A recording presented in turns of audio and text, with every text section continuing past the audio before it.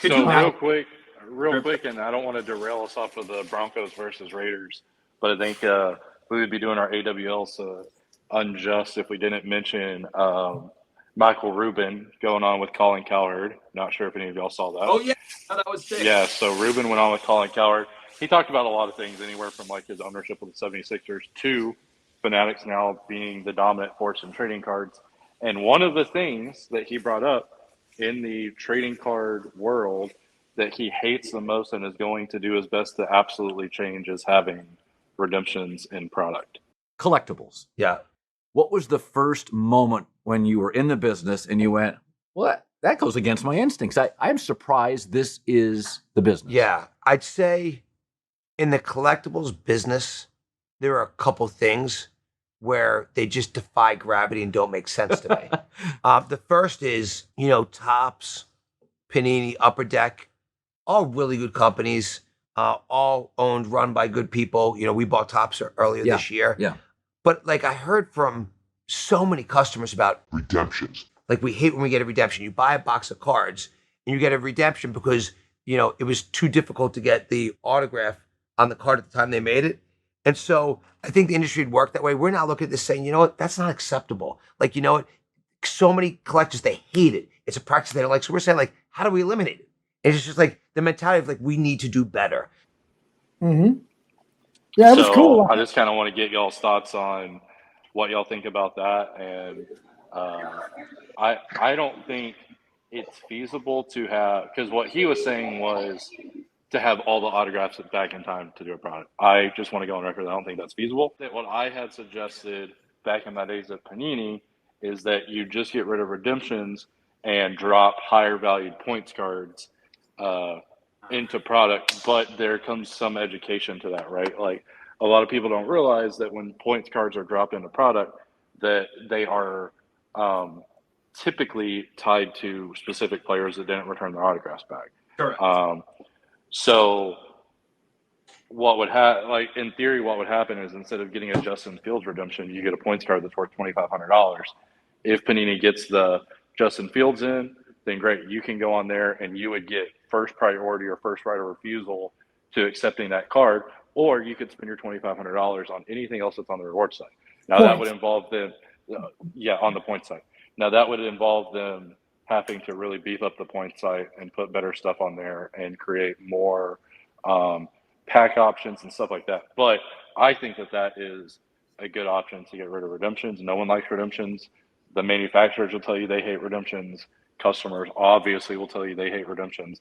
And I'm with Michael Rubin. I don't see a road that leads to having players return their autographs because I don't think that that's actually feasible. Yeah. Maybe it is. Maybe Michael Rubin has more pull with the players than anyone in the history of the card world, and that may be true. I mean, he's tied with a lot of players, being a former owner in the NBA. So maybe that happens. If not, I do think that there are feasible ways that you can work around redemptions. Cody, isn't that kind of the same thing though? If you get the points, it's like, shoot, now I have to go through this whole process. No. So here would be the difference is that you could actually. So here's how it would work in my head. Now, none of this is in place. This is the idea that I came up with. So you could go and redeem your 2,500 points cards, right? And when you redeem them on the reward site, you would get an option to choose first right of refusal on whatever card is tied to that specific points card. If you click yes, then the $2,500 go on a hold in your account, and you will then get a push notification to your phone when those cards come back as received. Now, you could also at any point in time, say it's 6 months down the road, Justin Fields still hasn't returned his redemptions. You could then turn around and make those $2,500 points. You keep calling $2,500. Yeah, he's calling it dollars. Points. Take those 2,500 points and make them active, and choose from anything. Like say Prism White Sparkle packs released, right? And you don't want to keep waiting on your Justin Fields redemption or your Justin Fields 2,500 points card. You could then take those 2,500 points, immediately make them active, and get 2 Prism White Sparkle packs. That is how it would work in my opinion. That way the customer is not tied to waiting an infinite amount of time on a Justin Fields, but it also gives the customer the ability to wait on the Justin Fields if that's what they choose. So it's just redemptions with options, basically. Right, because then that also but then what it does is like it doesn't force like the manufacturer then doesn't replace your redemption with a card that you don't know what's coming, right? Right. Like you the customer are able to choose what you want those 2,500 points to go to, whether it's continue to wait on the Justin Fields, use it as a pack option, or it goes towards a future product or whatever. But would this have an expiration date? Because what's stopping No. the company from? So in that theory, no, it wouldn't have any expiration date. Okay. Right. This is now the true road show as Cody is walking and ponding. Right. Well, then that's another thing too, is that people hate the that redemptions expire. And to be quite honest, I don't think redemptions should have an expiration date on them. It's never really made sense, but to me that they do. But this like kind of forces them to get away from that, right? Like it forces them to create good quality. Now, all of this is dependent on them beefing up the reward site, right? And that's the big thing, is they would have to put desirable items on their reward site. But like as an example, in 2018, do y'all remember the Kaboom packs that were on sale at 2018? And those were 2,500 points a pack, I think, maybe less. And they sit on the reward site for weeks, maybe even months. And like if people that had redemptions, say you have a Justin Fields redemption, right? I keep going to that example because I know he has a bunch of redemptions, and you've sat on it for 6 months and there's no end in sight. And you could turn that Justin Fields redemption into a pack that guarantees you 2 Kaboom cards. Like, I think a lot of people would actually like that option. They probably, I think unless you're a Justin Fields collector, you'd probably prefer that option.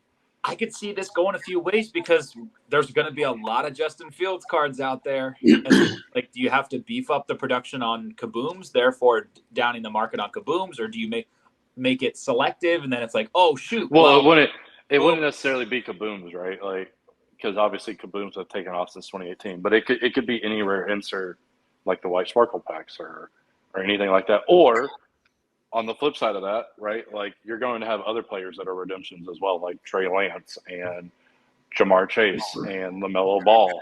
And then you're not even tied to that sport, right? LaMelo Ball sends his cards back. They get the reward site. You give anyone that has the points still in their account the first option to choose that card. And then once they're available to everybody else, they go public on the site, and then you can use your 2,500 points to choose a LaMelo Ball or a Trey Lance or whoever else. Yeah.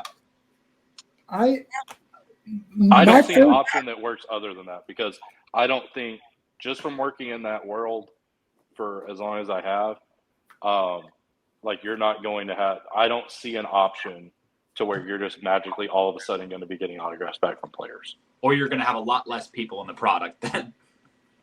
Right. Because what are you going to do? Release rookie products without LaMelo? You're going to release products without Trey Lance or Justin Fields? Like, that's not really a feasible option either. No, heck no. Well, there's a lot of rookie product. What is that? Where's the feedback coming from? That's is that Kevin? Oh, there we go. No, I think it was Kelly. I'm mute. I was muted. It was Ryan. No, it's me. I'm on my computer now. My computer is very old, so this is unreal that we're so canned goods and baling wire. All we need is the can next to our ear to. My first response when I saw the Rubin thing on Cowherd was I thought it was a Lamine James job, because I don't know when a owner of a billionaire has been talking about redemptions in a public forum like that. So that there's going to be, I think there has to be obviously a paradigm shift in how card companies treat autographs and redemptions. I think there can be a world where redemptions are eliminated. It's going to be a different world, but look, there's a lot of people holding a LaMelo Ball redemptions that are never going to get LaMelo Ball redemptions because he's never going to sign that much. So they're making a product without LaMelo autographs now because he's never going to sign for most of those people. And so, well, part part of that problem too is, Tracy, and we know this, is that people that are redemptions like that continue to be put more and more into product, knowing that they're never actually going to sign the Right, which is a problem. That's a problem, right? Like, look, I think Panini had a brilliant opportunity to reset expectations with that first Prism World Cup release, because autographs were one every 2 to 3 boxes, and they had I think it was a perfect opportunity to reset things, and they didn't do it because we got to have autos. And so I think you'll see more products like that. And now that the leagues are more incentivized to improve the business because they're partners now, and I think you'll probably see some kind of push there but again, Cody, you know as well as I do, one of the biggest problems that with Jamar Chase or LaMelo Ball is don't have them sign 30,000 autographs. They don't want to sign that many. Right. Yes, they'll sign the agreement at the beginning of the year because they see a number that's like, wow. And then they sign their first 2 or 3 shipments and they're like, dude, forget this. And so. Well, and then another problem is like in LaMelo's situation, he probably got a autograph deal at a lower number than what he can currently get at, like, if he goes, not that LaMelo Ball's doing the show circuit, right? But like hypothetically, if he does a private signing, he's getting infinite amount more money to do private memorabilia signings than what Panini is paying him, because Panini offered him a contract before he was even in the league. Yeah. Well, look at a guy like Dak Prescott, who had a third round pick deal. I hate that I have to root for Dak Prescott. Well, I actually like Dak a lot, but he had a third round draft pick autograph deal that lasted 3 weeks, and his agent said he's not signing for that anymore. So then we have a deal. We ain't honoring it. So things like that happen all the time, kind of behind the scenes that nobody knows about. But I think they're always. Well, then a lot of people will say, well, why don't they just sue the athlete? And then it's like, well, they're not going to sue the athlete and like potentially put at risk their deal with the Players Association or the league, right? Like, to your point, Tracy, the league and Players Association now have equity in the Fanatics world, so maybe that helps. What I think is a problem with that, though, is that like that equity doesn't mean anything to LaMelo Ball. Like LaMelo Ball's not making more money. Right. You're absolutely right. But what I'm saying is I think there's probably a meshing of ideas to where LaMelo, if he only has to sign 2,000 autographs for the entire year, how you put him in products is completely up to you, right? You got to be strategic about it. You don't have 30,000 LaMelos to play with. So when you're building your products, you've got 500 here and you've got 30 there. And maybe he's not in every product. But so I agree with you 100%. If the league or the union or the team goes to LaMelo and says, hey, dude, spend 30 minutes and sign these, 500 autographs and you're done, as opposed to, hey, we need a full week of hardcore hand-wringing signing to get these 20,000 done, and you're good for another 2 months. That's a different argument or conversation probably.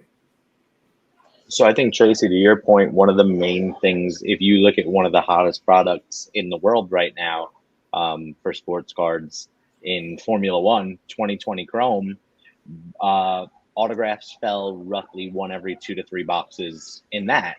And those are still up. Those are, a $3,000 product right now on the secondary market. And so I think, like we've all said and alluded to here, like it's just about creating rarity in cards. And the card companies really do have an opportunity to do that with parallels, right? And, I think I would speak for a lot of collectors when I say I wouldn't be opposed to more parallels if they were nice looking, right? Like it's all about have appealing cards, have cards with value. But I think, as far as eliminating the redemption process, you might as well cue up Vince McMahon's music, because there's no chance that is ever happening. Because then you can't make a soccer product then, Because what are you going to have somebody literally just flying all over the world for autos? Like, Well, look, it's going to be different. Like that world would be completely different. But just look, I'm a glass half full guy all the time. So I think it can happen, but it requires a lot of really difficult work to get to that point. But I'll also say this. I think I had a pretty good, decent solution. And like, there are people that are now involved that are infinitely smarter than me. And surely they can figure it out, right? Like, right, they're smarter but I than thought all you were of the us. smartest person in the room. in the I just room, think- yes. Not involved in. Yeah, but he's in a Hopefully room by not himself involved in the right now. Fanatics acquisitions. Cody's in a room by himself right now, by the way. That actually is true. but no, it would be completely different, and it would take an education but we've also groomed collectors over the last 20 years that you're going to take these redemptions, you're going to like them, and we're still going to charge you $700 a box, right? And we've like, oh, that's a necessary evil, and yeah, dude, we can't do a product without Jamar Chase, or we can't do a product without Cam Newton or LaMelo or Zion or whatever. So we have to do it. Well, you just have to retrain yourselves, being the product developers of the companies, to make a product a different way. I wonder what would happen if there was just transparency, right? Like, and not to say, and I mean, who's a player who's bad about signing that we haven't picked on yet? Well, I don't want to go back to the LaMelo Ball. Giannis? You know, I'm gonna tell you what would happen, but go ahead and finish. Well, no, and I assume that I already know what'll happen is if Panini puts the guys on blast, they'll never want to sign for them again. No, what I'm saying is even if Panini came forward and said LaMelo is not signing, we're having a difficult time getting him to sign autographs. Yeah, we're doing everything we can. They make a big PR release that they're doing this great effort or whatever. Yeah, like collectors are just going to say, well, just pay him more. Just pay him whatever it takes to get the autos back. Fair. And I know they're going to say that because that was the post. That was some of the comments that I saw on the post was that if you just paid the players more, well, they would return their stuff. A, that is very false. Yeah. And B, even if it were true, then you want companies to like companies just aren't going to continue to dig into their profit margin to hold the guy accountable on an agreement that he already signed. Like that's just not going to happen. So I mean, it's and look at that. It's over at Leaf, they're suing, right? Like there's a lawsuit currently, and they're suing Cody's guy. Yeah. No. Did you hear that? He returned all his Leaf autos like within 48 hours of that. Or something like that? No, you don't say, huh? And that's why threatened legal action, right? But here's the difference, right? Yeah. God bless him. Brian doesn't have to worry about the league suing him or the PA suing him or not doing a deal with him because he doesn't care. Well, he's no. I'll also say that move definitely puts him in an awkward place when they go to. I don't know who the number one receiver of this draft class is. But, yeah. Like, do y'all know who the number one receiver is? I actually don't know off the top of my head, but J. Michael Sturdivant. I don't know. All right, so when they go to J. Michael, like that's going to be a very tough conversation to have because they just going to be like, well, y'all just sued CD. Why should we sign with y'all? But if you go into business, any business relationship, thinking you're going to get sued, you're probably not. It's probably not a good deal to make. Like right, the counter to that should be like, go sign your cards. Like, hey, come here. Look, we'll pay you this to sign your stuff. If you actually just sign your stuff, we're not going to sue you. Honor the agreement, and we will never have a problem. And that's the problem, right? Is the agents tell the players, "Oh, this is," and they all. It's such a prickly subject because all the agents talk, and there's a scale of if you go number one, you're going to get this range. If you go number two, but if you're an offensive lineman and you're not a quarterback, then so they all know the number, and all the agents talk, and the players know how much each other's getting paid. So I've been in a room at the rookie photo shoot where you've got 20 players, and one guy's mad because he only gets $20 an autograph, and he knows the guy two chairs down gets 60 an autograph, and he's like, well, this sucks. And it's like, but that's like a participation award, right? Like that's ridiculous. Where it's like, be better and you'll get paid more. Right? No, of course. Like it's not like. Yeah, but technically they don't because then they go out and they are better, and then they are held to the agreement that they signed. Yeah, there's just a lot of on the dotted line. Yeah, right. It's just a real, and it's become the volume is the real problem. It's strictly. As an example, and Tracy, you can attest to this, like in the 2016 photo shoot, like Zeke was trying to get Dak to go hang out because obviously Zeke's making a lot more money per auto at this time than Dak was. Like Dak was a fourth round pick who was behind a franchise quarterback who was never going to touch the field his rookie season. Like that was the thought, right? Yeah. And Dak was like, no, I got to make this Panini money like while I can and sit there and sign all of this stuff. And then fast forward to, week 6 or week 7, and all of a sudden he has the Cowboys 6-0, 7-0. There's no sign of Romo coming back. And it's like, hey, I know that I appreciated all y'all's money before, but now I'm going to need like 5x what y'all are paying. I'm going to need more of that. Or I'm not signing. And like there are still some dudes like, and it's, but here's another result of the boom is that deals used to be. So can I interrupt y'all real quick? Yeah. You just did. Chronicles, one of our regular customers, Adam, just opened a box of Chronicles UFC and pulled a 101 auto of Juliana Pena. Oh, nice. Hey, what's his name? What's the customer's name? Adam. No, tell Adam to let us post a picture of him holding the card and we'll put it on social. Shout out to Adam. Hey, see if he'll let us post a picture of it. Huh? With him. Yeah, with him. Touching the card. People like to know humans collect. But wait, so while Cody derailed you already, let me just jump in with something that I thought too. Yeah, y'all continue. I'll be right. Go ahead. The alternative. We haven't seen Ryan in like 12 minutes. So. Okay, bye. The one thing that I think, right, is, and again, I'm gonna just drill back home to the fact that we have a lot of kids coming into our shop, right? Yeah. And the fact that like NBA Hoops, for example, we'll use, right? Hoops is a 2 autograph product, but Hoops is also intended to be a super entry level product, right? But sometimes the 2 autographs are going to drive the price up, right? Panini should make that, like, look at, and here's where I'll give them credit, right? If you look at like Topps flagship, Series 1, Series 2 update, right? That's an auto or a relic in the standard box, and then you're guaranteed in the jumbo box, right? You're guaranteed autos.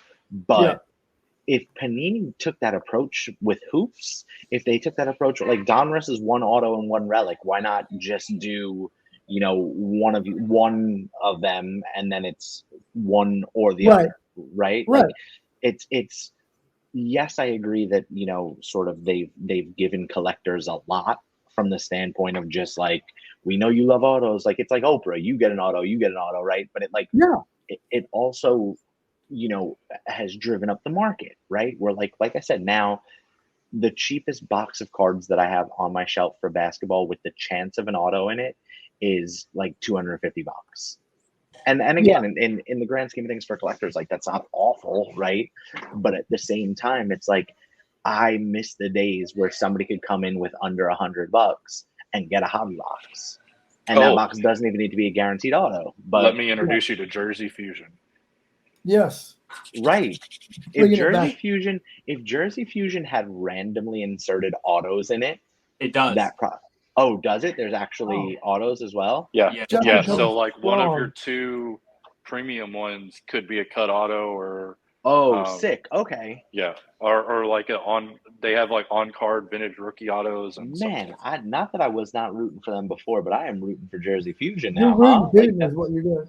I think like since you guys have like the card bars and stuff, crack one open and leave it out so people say, oh, what is that? It's like, here's what the box looks like, here's what the cards look like open them up, have them out on display kind of thing, like, because they'll go, I'd imagine. I don't know, channels, I don't know if y'all want to chime in on the redemption stuff, or if you think it's a world with no redemptions, because here's one thing I'll say, and Scott Prush and I were talking about this very thing the other day. Sure. And one of the things that I threw out there, we'll never know the answer to this, but you talk about the boom in the industry and how much it blew up in the last 3 years.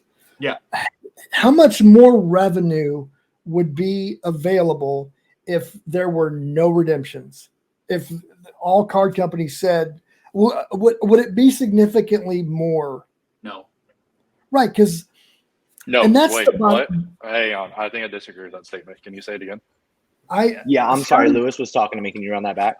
Scotty and I were talking about this very topic, about the perils of customer service and how much of a difficult job that is in this industry, really in any industry, but Cody knows it firsthand. I've worked in customer service.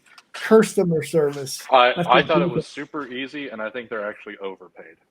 That's not true. He doesn't believe that. Wow! Shout out to one of our no. I mean, I think that in a world of I'll let you finish in a second. I think in the world of like all the positivity that was happening in the car market, we are definitely in the like the stage where like everybody hated us, right? Like so. Well, it's just a winless. Did Cody just? I'm gonna let you finish, but yeah, is that what just happened? But, I just wanted to sneak that in for all my people that are still in that job that no one likes them. So yes, yeah, we appreciate at least 3 of you.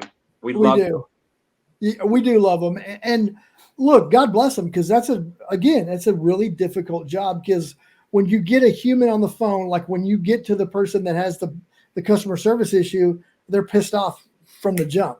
Because or they're annoyed. At the best case, they're annoyed. You're never getting calls saying, "Hey, you guys really shipped that card quickly. Thank you so much." Like it's like working in lost luggage. Right, that call never comes. But here's where. So the thing that I was talking about with Scott at Panini was how much more money would be earned if there were no redemptions in any products, right? And if the number is 0, okay. But here's the flip side of that. How much money do companies save when they're not having to go pay athletes more, ship the cards back on a rush, ship them back out to customers? Like there's a real significant cost to that. So not even that, but I have something that I don't think people really always think of is like what percentage, I'll ask you this, what percentage of people that rip boxes sell the cards that they pull? 69. I think 85. So let's say it's between 69 and 85. I think both of those are fair numbers. Let's just say 75%. Okay. Let's say 75% of the people that rip are probably into selling. I agree with that because I think true collectors, vast majority of them probably just buy the singles of the guys they collect, right? So let's go on that 75% train. There are millions and millions and millions of dollars sitting in the queue of the redemption system of cards that have not even been signed by the players. And if you think about it, the people that are ripping those boxes, if they were to get their Justin Fields, that was a $500 card, they would sell it and immediately just infuse that money back into ripping boxes, buying singles, whatever. And all of that money that is not money, like it's literally nothing currently, right? Like it is spent money that the customer spent money to open the box. They pull the redemption, they put it in the system, and now there's no revenue coming back that they can get back from the card. I disagree with that point though, just because I feel like if you go on eBay, there's millions of redemptions, unscratched. No, but I'm saying there's millions of dollars that have already been redeemed. I'm just talking about I'm solely talking about the cards that have been redeemed and are in the Panini redemption system. Right? Although, wouldn't you assume that for the most part then, and look, maybe I'm wrong. I think if the percentage of people who are selling the cards that they're ripping is 75, right?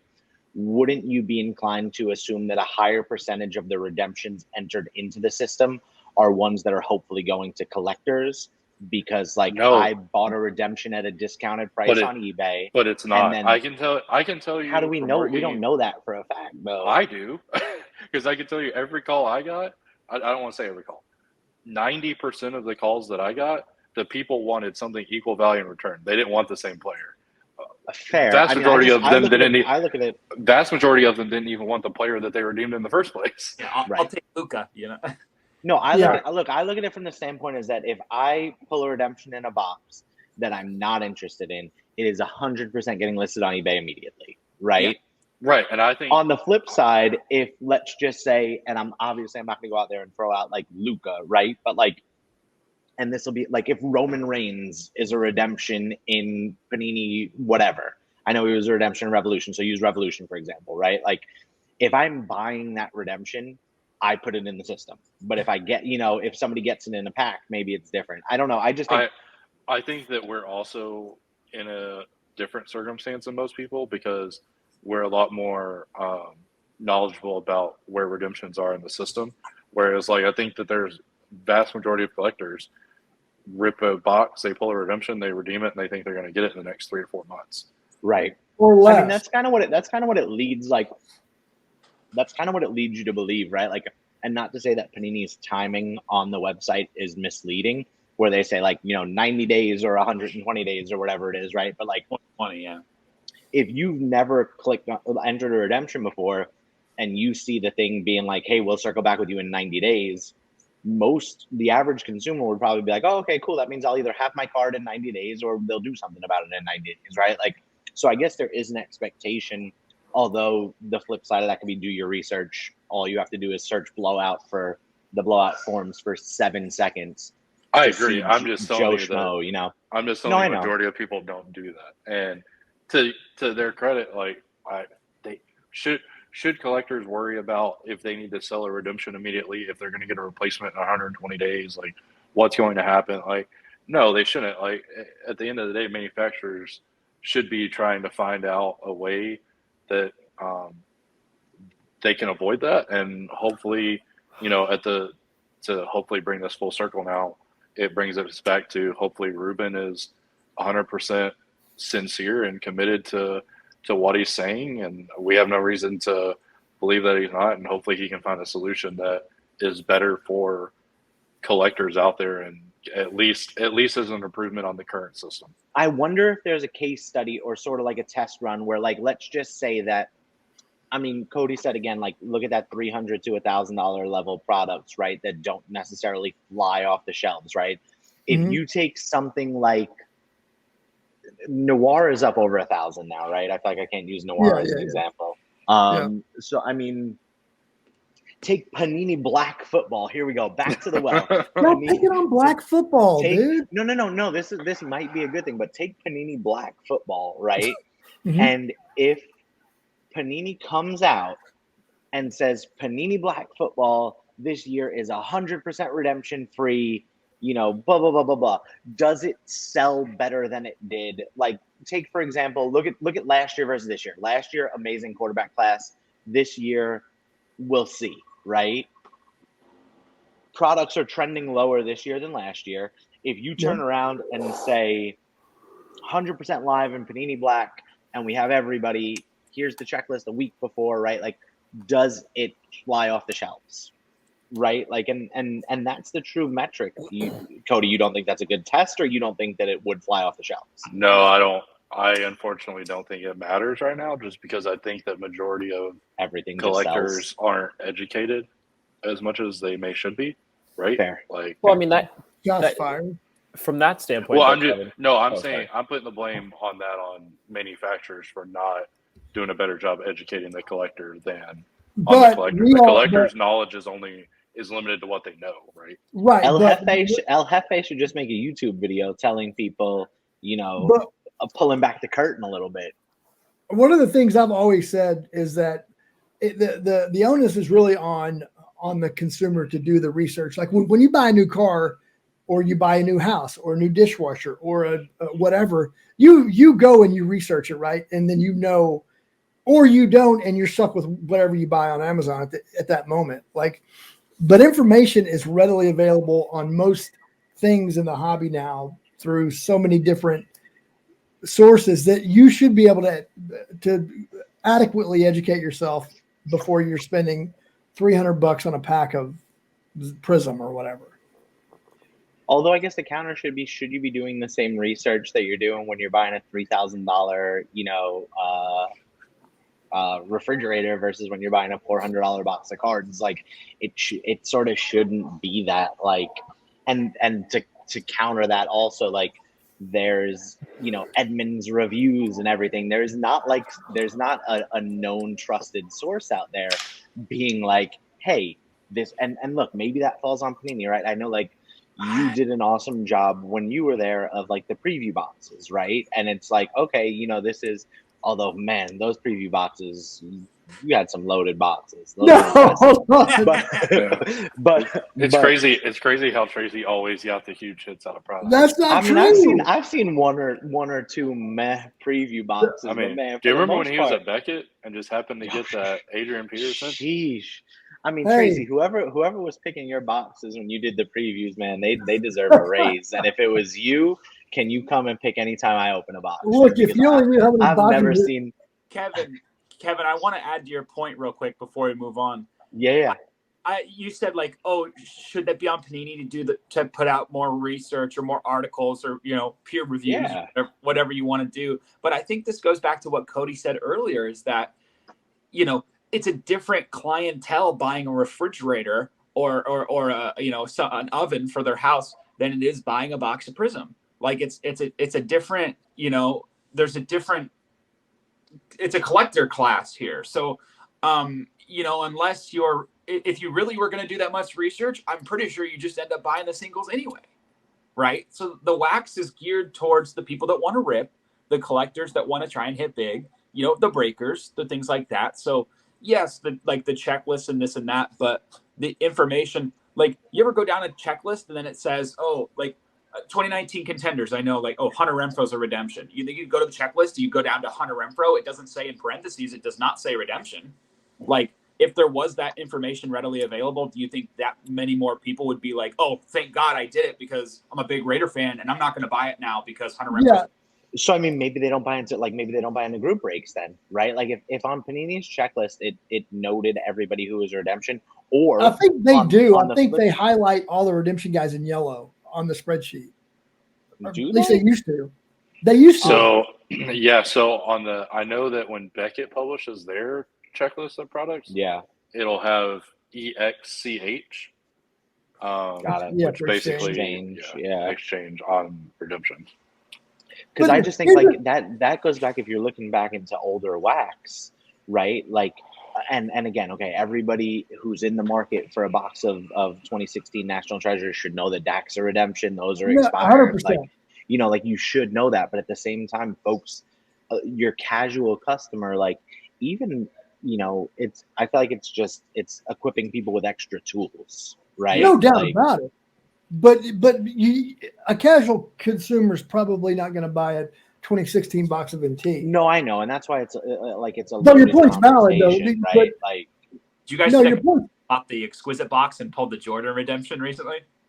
Oh no, but I would cry. He bought a box of 2006 Exquisite and hit a patch auto, and like the redemption's like, we don't know what to tell you. But what percentage? Just ballpark for me. What percentage of autographs that you pull, or as a collector, not as a businessman, do you get genuinely excited about? Be honest.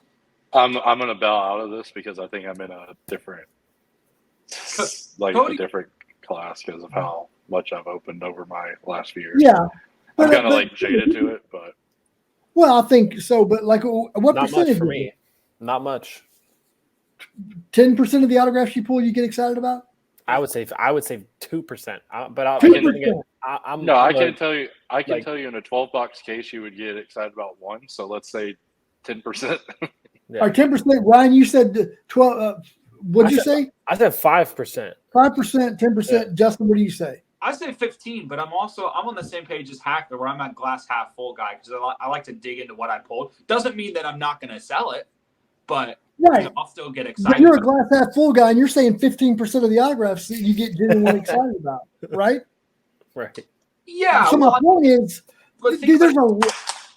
If you buy a box of contenders and there's 5 autos, really there's only one that you're really chasing because the other 4 are going to be, you know,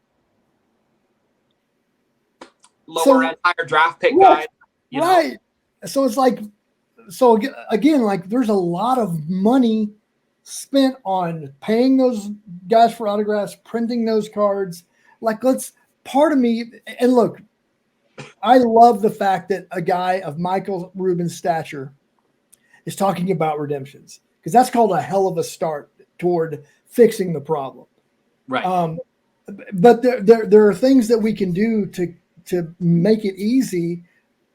We just have to start taking those steps of change to make it happen. Because my whole point is, so 85% of the autographs that you guys pull on the low end, you don't get excited about. And Right. you guys aren't different from other collectors. So that means 85% of the autograph market is not worth our time, in theory, give or take. So stop playing with it. Stop doing it. Yeah, you like got money to for your other point, stuff. what if manufacturers didn't spend the money on those autographs, and instead of getting those autographs, you got cooler design stuff, and then you got bigger name autos, but only one every 3 or 4 boxes. Exactly right. Like, I think it's the more of the that. Formula One method, right? Like Right, it's the World Cup Prism method again, right? yeah, I mean, look, if you look at Formula One, right? Formula One on average, and I keep going back to this just because this is what I'm focused on the most right now, right? But like in a case of 2020 Formula One, it's a 12-box case, right? Usually it's 6 autos, and only 2 of those 6 autos are Formula One drivers. Everybody else is either a team principal or a Formula 2 driver, right? And then you're guaranteed 1 to 2 image variations per case. And then usually it's 1 red refractor per case, which is numbered out of 5, right? So you sort of go into a case with the expectation, like, because look, that's all laid out there, right? You go into the case with the expectation knowing like, okay, it's going to be a super long shot if I hit a Lewis Hamilton auto, but if I hit a Lewis Hamilton auto, it's worth $15,000-$20,000, right? Like, and how do you keep that, right? Like, so the Formula One card market has set that expectation from the beginning because they've only had Chrome and they've only had Sapphire, and Sapphire is a zero autograph product, Dynasty. and Chrome is and Dynasty as well, but Dynasty is geared specifically towards that, right? Right. But like you can get in a box of Dynasty, if you get a team principal, and the boxes of a 2020 Dynasty is about $5,000 a box for 1 card right now. If you get a team principal, that guy or gal could sell for $125. But like collectors are, it's the high end is there, the chase of Hamilton, the chase of Verstappen, right? It's like, look at the prime example of this is look at Kobe Bryant autographs before he passed away. Mm-hmm. People weren't getting excited about Kobe autos. What were Kobe autos down to? 125, 200 bucks, 100 maybe bucks, yeah. like $100 bucks. You could find some for like under 100 at times. Oh, right. yeah. Like, and that's wild. That should never be. But it was just a culmination of things where he signed the deal with Panini. He signed a lot of cards. They were using him sort of as the push for products, right? Like, get a Kobe auto, like, awesome, right? But like, look at what Upper Deck has done. Shout out Upper Deck. Look at what Upper Deck has done with Jordan stuff, right? Back, if you look in the and maybe Tiger followed the same trend, but like with Jordan, 2012, 2013, 2014, he was in every single release with autos, right? And then the Jordan market became a little bit saturated, and then all of a sudden Upper Deck goes 16, 17, 18, or 17, 18, 19, whatever it is. They go like a 3-year span where they basically put Jordan in like one product as card autos. Right. And it sort of re-drummed up the rarity. And look, everybody, like, the expectation with other card brands, right? With Panini, or I'm sorry, with Topps and with Upper Deck, right? Jordan is a chase auto. Tiger is a chase auto. Mike Trout is a chase auto, right? But Panini, for better or for worse, has programmed collectors to be like, there's an A-level hit in your box, right? Like, you'll probably, if you open up, and we'll use Impeccable Soccer or Immaculate Soccer, for example, right? Like, if you open a full case of Immaculate Soccer, chances are you're either going to have Ronaldo, Messi, Maradona, Pele, or I forgot who, like Pulisic, they put in that in that sort of top tier, or Neymar, right? But going into that, okay, we're going to get one of these guys, right? So you can sort of hedge your bets. Whereas with Topps, if you open up a case of Topps Soccer, you can get Ronaldo, Messi, and Neymar in the same case, or the best guy you can get in your case is going to be Lautaro Martinez, and you're like, wait, what just happened? But at the same time, you're still buying Topps products, right? So like I think Panini maybe, and this is going to be a way unpopular opinion, but maybe they gave people a little bit too much, and now it's really hard. And I don't think it's unpopular.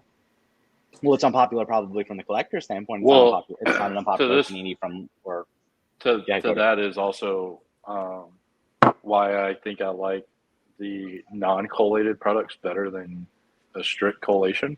Right. Because I think when you're opening, like a lot of collectors aren't as knowledgeable about the inner workings as us, but like when you open a case of contenders, you're probably only getting one of the big QBs, right? Mac Jones, Trevor Lawrence, Justin Fields, Trey Lance, and Zach Wilson. You're getting one of those 5 in 12 boxes, right?